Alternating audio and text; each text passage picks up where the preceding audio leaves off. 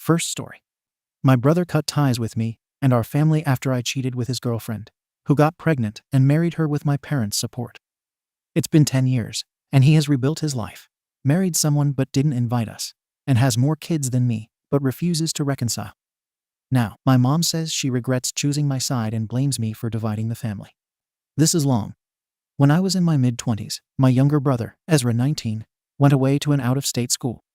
I just finished my own stay at my university, so I went back home to find an apartment close to family.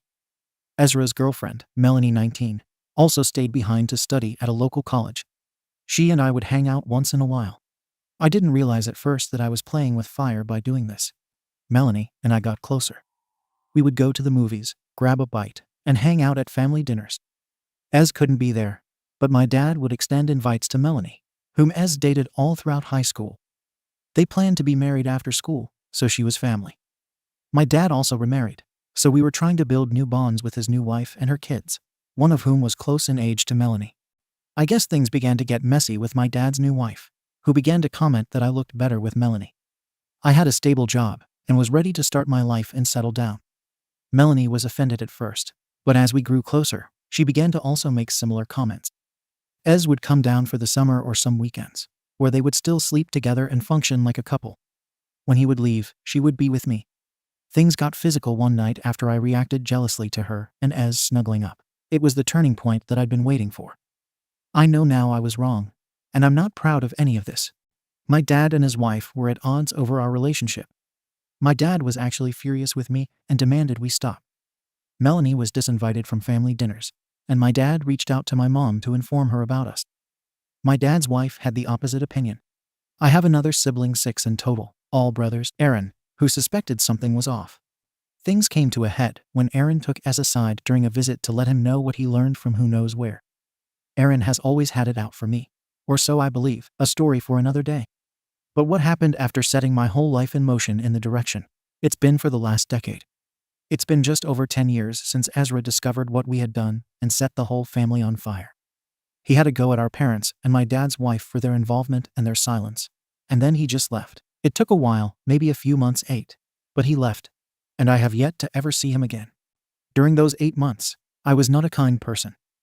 After Melanie was embarrassed and mistreated by Ez for cheating, I immediately took her in, and we became official. Our family disapproved for a while, but eventually they came around. She fell pregnant, and I proposed. Her parents and my parents learned of this and agreed that it was best for the baby that we married, so they paid for everything. It was a humble wedding, but my family pulled through for me and showed up. During this time, Aaron continued to lecture my parents about their involvement with our relationship and the abandonment of Ezra. I understand that he was in pain and needed them. I did, too. I was becoming a new father and husband. I was looking into buying my first home, starting my first big job, and planning a wedding. I didn't expect Ezra to suck it up, but they are my parents too. My parents were preoccupied with us, so much so that Ezra moved a few towns over, and we didn't notice until a month or so. We used to see him around town, where he worked, but we noticed we stopped seeing him. I reached out only to find his number had changed. Aaron was no help, just criticisms and warnings about Ezra's well-being. No kind words for me, Melanie, or our child, though. I lost 2 brothers in actuality. Eventually, our wedding grew closer, and the invitations were sent out. There was no response from Ez and Aaron, which I expected, so I asked my mom to verify with them. I understood if the answer was no. What we found was that they were completely gone. Aaron had a long-time girlfriend who said no to our wedding and clammed up about where my brothers went off to. One aunt, the one who would often echo Aaron's comments and skip out on my wedding, let us know that they were safe and that we needed to move on. So that was that. It's sad to say I haven't seen them in 10 years. My parents were obviously distraught and regretful. It put a huge damper on our wedding and the birth of my child.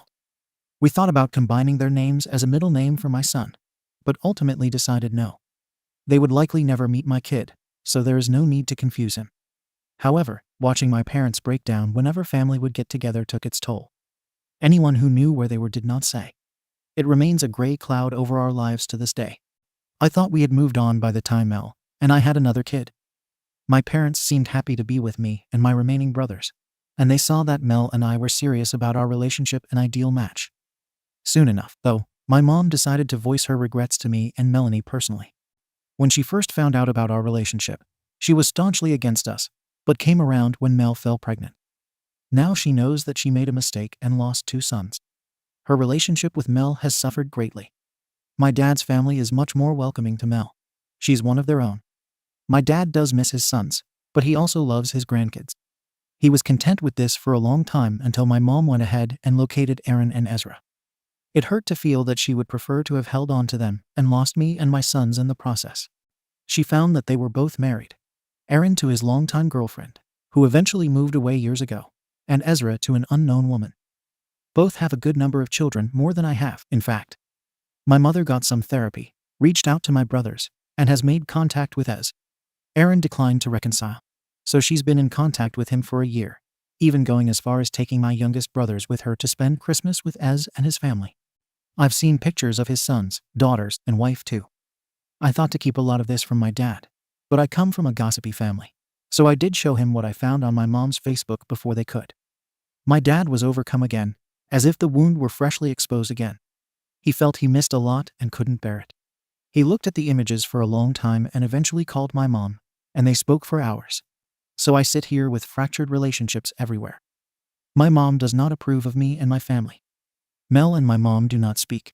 My dad is heartbroken. Ezra and Aaron took off and built a life with their own families. From the pictures, it seems they are still close, and though Aaron does not speak to our mother, his wife and kids do. The rest of my siblings are young men, just coming into their own. I love them so much, but I can't relate to them like I relate to my brothers, who are closer in age. It's been years since I've had to deal with what my actions have caused. My wife is beginning to get insecure about my feelings for her. She wonders if I regret her and the kids. I want to fix this. I failed to fix it before, but I need to now. I don't know how to repair it, though. How can I make amends for a marriage and life I don't regret? TLDR. I cheated with and married my brother's girlfriend. My 2 brothers rebelled and became estranged after we announced our engagement. It's been 10 years, and my parents are still hurt that they cut off the whole family. My mom has made contact with one brother, and my dad is now aware of how much he's missed out on. I would like to fix this. In the comments. Deleted. 1. It's not fair for you to say Ezra mistreated Mel after the cheating. She cheated, he has a right to be pissed. 2. You said Ezra blew up the family. That's got to stop. You know he didn't. You and Mel did. 3. Truth be told, you are still acting like a victim. I honestly can't see how you don't understand that it's completely reasonable that Aaron and Ezra didn't come to your wedding. 4. What do you mean things got physical right before you got with Mel? 5. It's completely understandable why your mother doesn't like Mel. She broke her son's heart, cheated on him, left him for his brother you, and broke up the family. 6. Your feelings of hurt are valid, but you cannot expect your mother to not have reached out to your brothers. That is selfish and unfair. 7. Why would you lose your sons? 8. Who do you want to apologize to? 9. Please stop using your sons as excuses in all of this. 10. Why are you saying your brothers rebelled and left the family? You rebelled by getting your brother's girlfriend pregnant. Really evaluate your word choice. In your whole post, you're deflecting responsibility. If the family fell apart, it was your brother's fault. If your mother was sad about losing contact with her other sons, it was hurtful to you. Everything is about you in the paragraph. You don't seem to care at all about Ezra. Do you see how that comes off? OP. That's fair. I know I made mistakes here. I struggle to understand why everyone had to be thrown away because I made those mistakes. But hopefully that's something that will become clear with time. I don't think it was unreasonable that they didn't come to my wedding. Mel and I became intimate. I think my mom told both Mel and me some hard truths that Mel could not accept, which has caused a breakup in their relationship. I was never upset that my mom reached out to my brothers. I was upset that she told me she regretted her role in my life after they left. My biggest fear in reconciling is that my kids will suffer. People keep saying I'm using them as an excuse. Look at it from my point of view. I made a mistake, and my sons are a product of that. If I regret the mistake, I regret my kids. I don't think it's an illogical leap. This is why I'm seeking professional help to help me figure out where these lines are. I want to apologize to my brothers. I also want to apologize to my kids and my family. Again, it's not an excuse. Someone said I kept missing the forest for the trees. I think some of you are guilty of this too. My sons are tied into this because of my mistakes. They can't be separated from it. They are the product of Mel and me. I don't know how to offer my apologies while also saying that I'd do it again if I had my kids with me. They are my entire life. How do they not play into this? They are a constant reminder of my greatest achievement and the mistake I made with their mother. How is leaving them out of this not the same thing as missing the forest? Yes, I rebelled. I struggled to understand some of their decisions, but I am not in a position to judge. I fill in the gaps with what little I know. I should stop doing that. No. You guys keep telling me to stop making it about myself. How? I've had zero contact with the people I'm trying to fix this with. Do I assume their position and feelings in this? Should I have written this in their POV? Where would that leave me? How would taking any other position outside of my own point of view help anything? All I know is what I've done and what I see, and that is severely limited, sadly. That's all I have to offer. I wish I could present a different angle, but I have nothing else but what I offered here. How should I process what I did to Ezra? What language should I use? All I can do is keep doing therapy and posting here to learn a new way. I admit that this was my fault, but I don't need the extra blame. I'm not a narcissist. I'm not faking my remorse. My words are devoid of emotion. That's where I'm at right now. Extremely emotionally spent, seeing a therapist for the first time in over 30 years on this earth. I'm trying to fix this. I'm not a troll. This isn't fake. This isn't my idea of fun. Thank you very much for talking this out with me. I see that I am resistant to some of the things said here. I will screen cap your response and share it with my therapist in the hope that I can see where I'm going wrong here. Deleted. I think it's a really good thing that you're in therapy. You're taking the right steps. How old are your kids? As they get older, it would probably be wise to sit them down and have the conversation that A. You do not regret them at all, but B. The circumstances of how you and Mel got together were bad. It's completely reasonable that you would be afraid that your kids would think they're a mistake. That's why you have to approach them first to let them know cheating is wrong, but that they are blessings. I do feel for your mom. I think she's in a similar situation as you slightly if she reconciles with your brothers. She's admitting that she regrets siding with you, so she's really torn. You also feel torn between loving your family, sticking with your choices, and wanting to reconcile with your family. I recommend therapy for Mel too. She's not innocent in this, just as much as you. But as much as y'all F-ed up, you shouldn't be defined forever by your F-up. You have lovely children, and Mel should work on her feelings and process her insecurities as well so you both can healthily move forward with your lives. Your stepmother and dad sounded a little sketchy. Were they actively trying to get you two together while she was with Ezra? The big problem I notice with people trying to make amends is passive voice. E.g., the difference between "I made mistakes" and "mistakes were made." Much of your text was written like, "The family was torn apart by cheating," as opposed to "me and Mel cheating tore the family apart." When you write in passive voice, the focus on the sentence is what happened and not who caused this to happen, which comes off as you trying to minimize your role or responsibility over what happened. I would recommend working with your therapist to write a letter or email addressed to your brothers, to get your apologies and all your feelings out on paper. Then send it to them or give it to your mom to give to them. That way, you leave them with the opportunity to hear you out and hear your apology. It's not your decision whether you choose to even read it, but I think this is the only reasonable extension you can offer. Reddit has a hard time telling the difference between when we need to yell at someone versus show compassion. I don't think I really noticed anyone not yelling at you. AITA. Does Mel feel guilty about cheating on Ezra?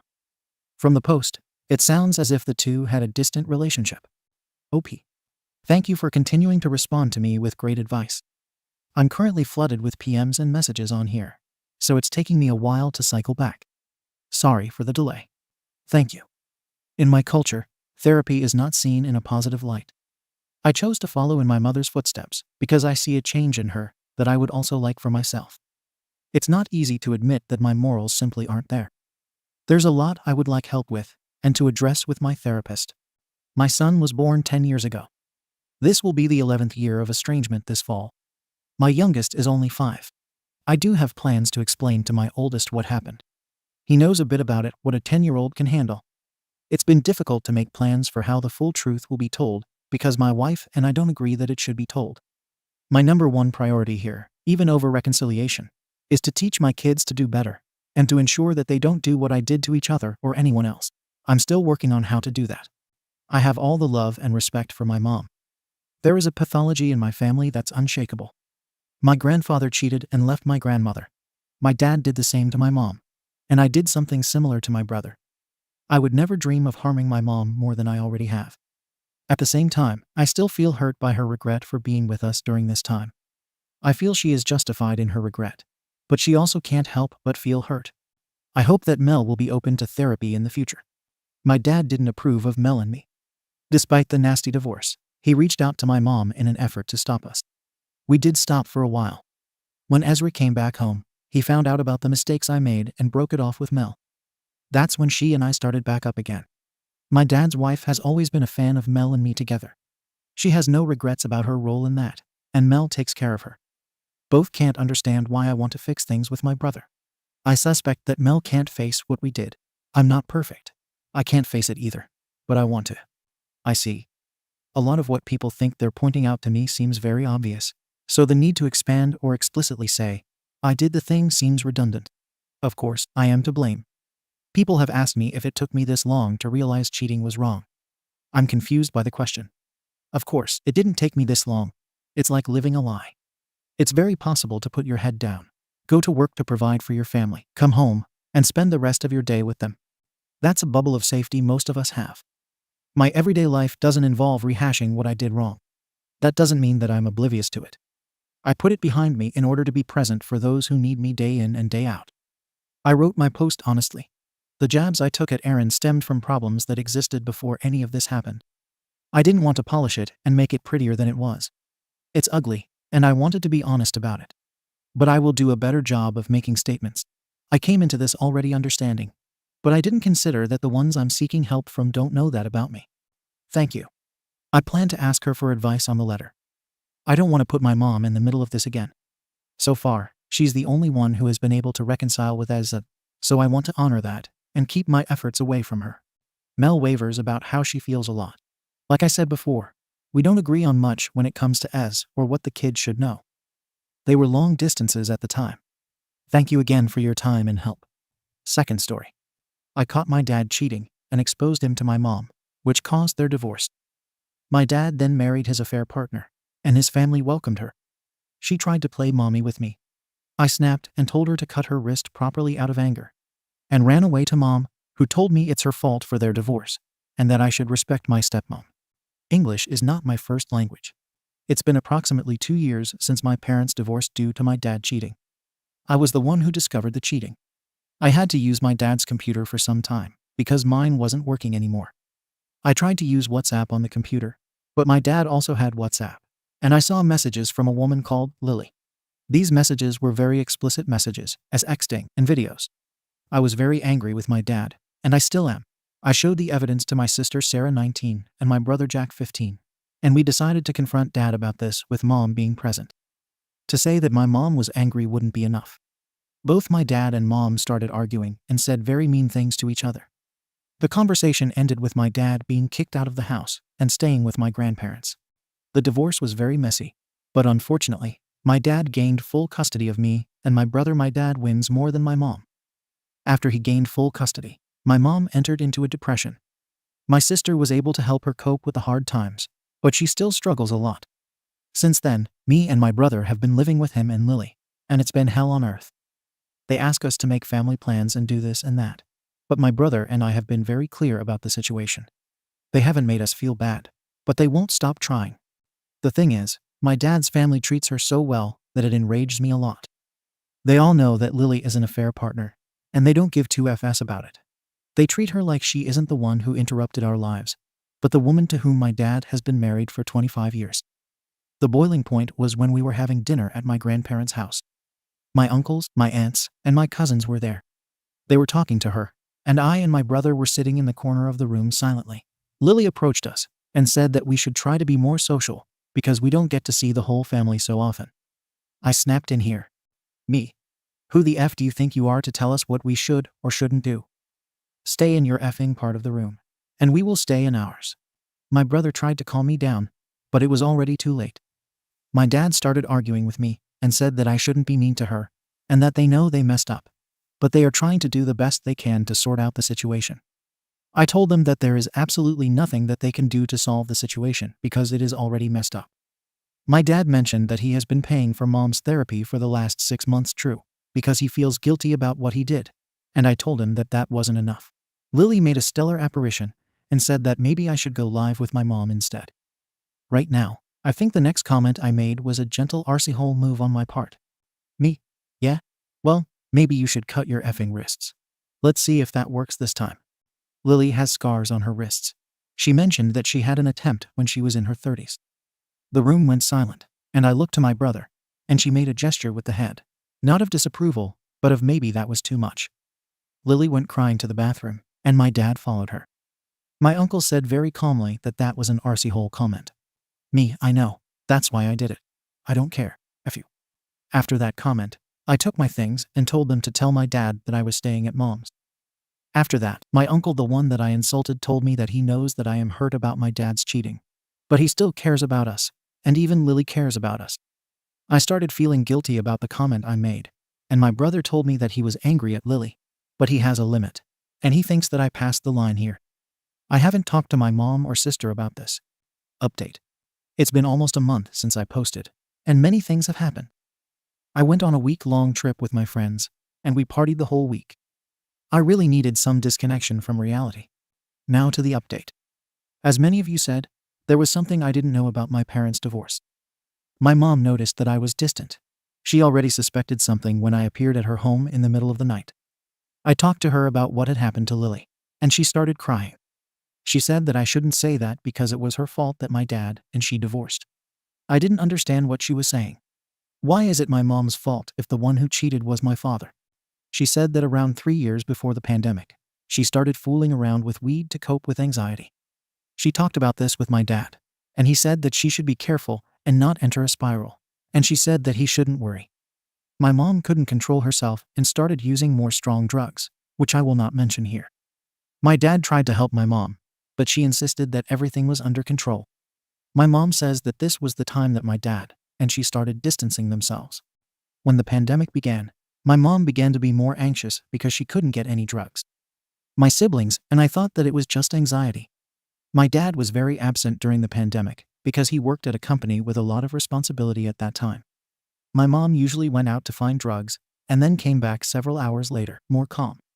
I think it was at this time that my dad had enough and started the affair with Lily. After the affair was uncovered, my dad decided not to disclose my mom's drug problems to us, and that he would not take full custody unless my mom was able to maintain herself sober during the whole process of divorce. My mom agreed. My dad made her weekly tests to see if she was maintaining herself sober, and one of the tests came up positive one time. My dad decided to go into full custody with us, and my mom couldn't let that happen, so she tried to go into full custody. But with all the proof my dad had, the judge gave him full custody. It was at this moment that mom's depression started to hit hard. She had lost custody of her kids because of her drug problems. She said that I shouldn't be angry at Dad or Lily because she is the one who messed up the first time, and neither Dad nor Lily are responsible for her bad actions. I cried during the whole speech, and after my mom finished, I hugged her and stayed like that for some minutes. I told her that I didn't want to be angry anymore, and that I would like to accept the therapy both my dad and mom offered. After that, I went to my dad's home, and as soon as I entered, I went to hug my dad and tell him that I knew everything. He just stayed silent and hugged me back. I went to find Lily and told her how sorry I was for the comment. I knew about my mom's problems, and that I shouldn't blame her for everything. We both hugged, and she told me that she forgives me for the comment, and that she hopes that we can build a relationship for no one. I mentioned to them that although my mom messed up, it is still no excuse for cheating, and that I'm still angry for that. I told them that I was going to accept the therapy they offered, and after that, I went home. That's the update. I don't think I will make more updates, but who knows what could happen. I have my dad's house all to myself for the next week, so I'm really excited for the next week. Third story. OP enjoyed the thrill of being in a relationship with a girl who already had a boyfriend, blindsided her while she was fooling her boyfriend, and is now having a meltdown, saying that she is toxic and left him and regrets breaking up with his past girlfriends. Hold your horses, guys. This is a long one. I think this girl is a classic example of disorganized attachment. Either that or a complete narcissist. I need to let this out for the sake of cathartism. I've held it in for too long. 11 years, to be precise. Let me tell you a tale of a guy who's probably hitting a world record for being strung along. I shouldn't have allowed this to happen. Outside of what our relationship has been, I consider myself a high-value guy. I never have trouble getting into a relationship with someone I want. Apart from her. I know this is all from my perspective, but seriously, it's all her fault. I tried to give her my heart, and when I returned, she spat on my soul. Let's call her Sam. The funny story about that is that I'm also called Sam. We had a good laugh about that when we first met. The irony of us having the same name has never been lost on us. However, I need to go back to before we met for you to fully understand the story. I broke up with an ex in 2010. Steph was great. Just a little mad. I was young then and regretted breaking up with her. By the time I realized this, she was in another relationship. I had trouble being single afterwards. My confidence was shattered, and I was doing a lot of drugs at the time. A member of the family committed self-harm. I was also going through one of the worst pain conditions you can have. I had an operation to sort out this pain condition and nearly died. Shortly after, another family member was diagnosed with cancer and was dying in the hospital. Both of these family members were extremely close to me. What I'm trying to say with all of this is that I was at my lowest point. I started a job in July 2013. This is where I met Sam. I was instantly attracted to her, and we hit it off immediately. I soon found out she had a boyfriend of 5 years. I was understandably gutted, but I thought, fair enough, she's off limits. Then, one day after work, she got one of our colleagues to ask me out after work for her. We were in our 20s, not children, so this was odd. I liked her enough to see past this first of many, many red flags. As you'll see, this is a continuing trend of me thinking with my heart instead of my head. I met Sam after work. We talked about the way we felt about each other. She told me she wanted to speak to me because she still wanted to see if she loved her boyfriend. Yeah, massive red flag. I heard a brilliant quote from BoJack Horseman on this. Lisa Kudrow's character Wanda says, "When you're wearing rose-tinted glasses, red flags just look like flags." I was leaving that job to go back to university. There was work left to do for me. We kissed that day, in front of everyone. No one knew her boyfriend, though, and she didn't confess to him. I left the next day. I was heartbroken. A few weeks later, she came to visit me at the university, while she was still in a relationship. Again, she started to lead me on. We kissed again. I never got anything more than a kiss. I'm an idiot, I know. Soon after, I dropped out of university for a number of reasons. But I'd be lying if I told you she wasn't one of them. So I could be closer to her? I know, pathetic. We kept meeting soon after, going for drinks with each other. Kissing only ever kissing. Meeting in parks and eating each other's faces like teenagers. I knew I was being led on, but she was extremely attractive and charismatic. I just want to reiterate that she still had a boyfriend and was actively cheating without him knowing a thing. I saw her on several occasions taking calls from him and telling him she was somewhere else. Why did I have 1 ounce of trust in this girl? Not long after, I discovered this boyfriend of hers was abusive. And this is why she couldn't leave. I have no idea if this is true or not. For all I know, I was one of many guys she was cheating on him with. This all continues for the next few years until late 2015.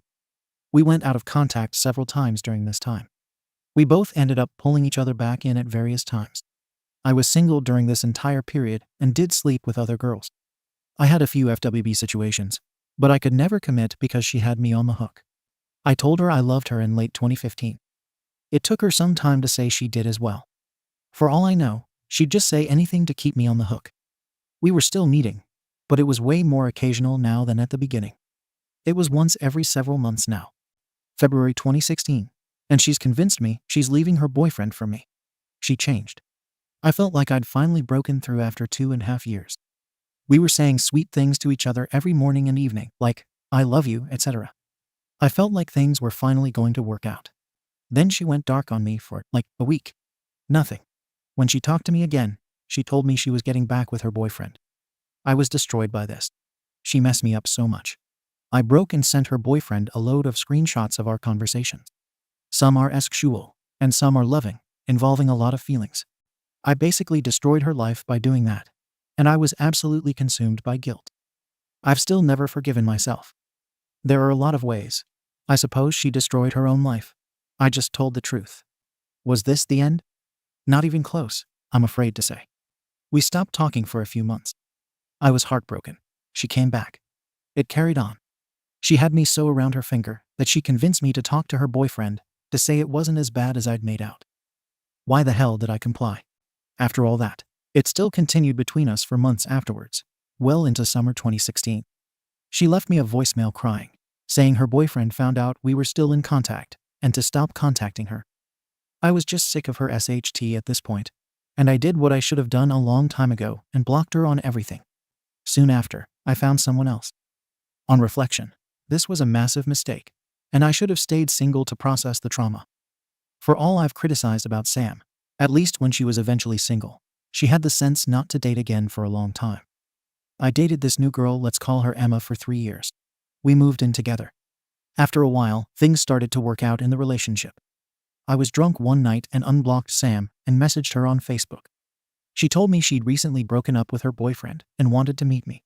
I was still in a relationship. I'm a terrible person. I met her.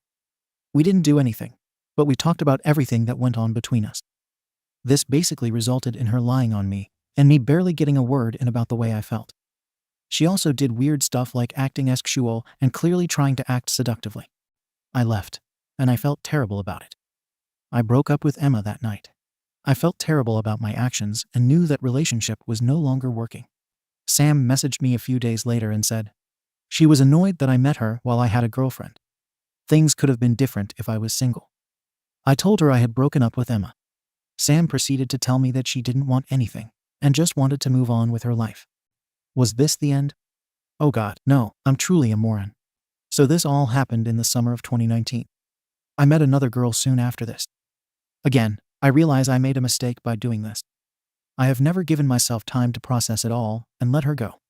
I've used other girls to bury the trauma, even if I did genuinely fall in love with these girls. So this is my current girlfriend, Amy.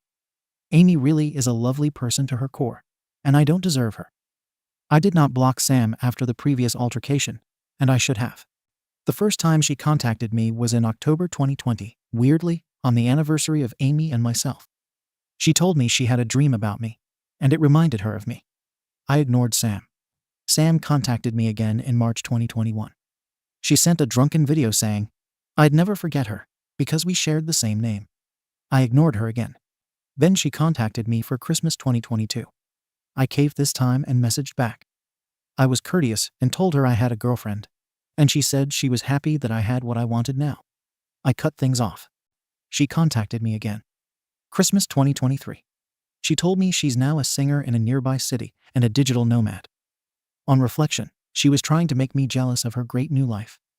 Things were not so great between me and Amy, and I got sucked in. She told me she was jamming a lot with this local artist. On reflection, I feel like they were effing, and he was messing her around. She contacted me to use me, as she always does. She got it out of me that I still had feelings.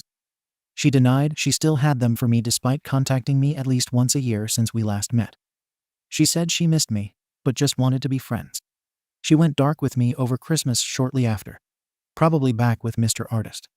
She contacted me again in January. She starts doing weird SHT, like taking 2 weeks to reply to messages, and behaves extremely flippant about my emotions with everything, while also hinting that she still has feelings. I put my foot down over it, and she blocked me. I understand that this was cheating on Amy, and I'm a terrible person for doing this. At least I had the sense not to meet Sam. I wish I could tell you it ended there, but I just allow myself to be used by this girl, and she gets in my head like no one else. I sent her a letter a few months ago, basically detailing everything she had done to me and demanding an apology. I understand that this may have freaked her out, and I may have come across as some kind of stalker. I've just been so damaged by it that I needed closure. I did admit to some feelings in there too. I shouldn't have any complaints about the way she has treated me. Again, this was cheating, and I'm a terrible person. There was no reply to the letter. Stupid me, I just won't get the message. I messaged her again last week, saying I wanted to speak to her on the phone to go through everything together. She found my brother's business page, called him, and told him that I needed to stop contacting her. It felt like a huge violation of boundaries. Maybe I did come across as a stalker. I didn't say anything particularly bad. I just found it insane that when she keeps getting in touch with me, it's fine. When I keep trying to get in touch with her, it's off limits. Anyway, this is all my own fault. I'm an idiot. I fell into this ridiculous high school drama for nothing. I've never gotten anything out of my relationship with Sam other than hurt. I've hurt relationships I've had with other women over her. I've spoken a lot to my therapist about this, And I think I actually have victim trauma over the whole thing, which is why I keep going back. That doesn't justify the hurt I have done to my relationships. And I'm a piece of SHT by going back and not having the balls to be direct with my girlfriends and tell them that there are difficulties in our relationship. I have not been a man. I have been a child. I think I have serious issues and damage to work through. I've destroyed another really good relationship with another great person. Amy over this toxic, evil person Sam. She will never have relationships as good as I have, because she is incapable of being vulnerable enough with someone to love them fully with all of her heart. I understood that if I ever got with Sam, things would definitely fall apart shortly after the honeymoon period, and I'm sure she'd just cheat on me. I believe she laid a trap for me, and I ate the bait. I'm a fool. I think I need some time alone to process all the damage I've done to myself. All the damage I've done to other women over this girl. The idea of it is giving me panic attacks. I think this is probably an indication that I need to go through this. I need to let go of Sam. I can't damage another woman over her. I need to be in a place where if Sam came back, begging on her hands and knees, telling me she loves me, and she's made nothing but mistakes with me, I could just confidently walk away. I nearly took another job all the way back in 2013. I took that job and never met Sam. She has systematically ruined my life, and I've never gotten anything out of it. I've been strung along and used for 11 years. She's probably F-ed, guys. She's known them for less than 11 hours. It was never about the SX for me anyway, despite it making me insanely jealous. I guess I did genuinely love her at one point, however messed up that is. And there's a part of me that never lets go of that love. And that's why I keep coming back. I need to let go. I just feel like I don't know how to. I have a lot of work to do with my therapist. It was a weird thing to drop at the end, but I was sawed as a kid by a relative of a similar age to me. I have wondered if self-esteem issues, etc., caused by this have allowed someone like Sam to tap into that vulnerable child in me who always thinks he's never good enough. Anyway, for anyone who's bothered to actually read this to the end, thank you. I know this is a lot of drama, and I know I've made a lot of mistakes in my life. I just needed to get this off my chest. I think I need a good, long cry now.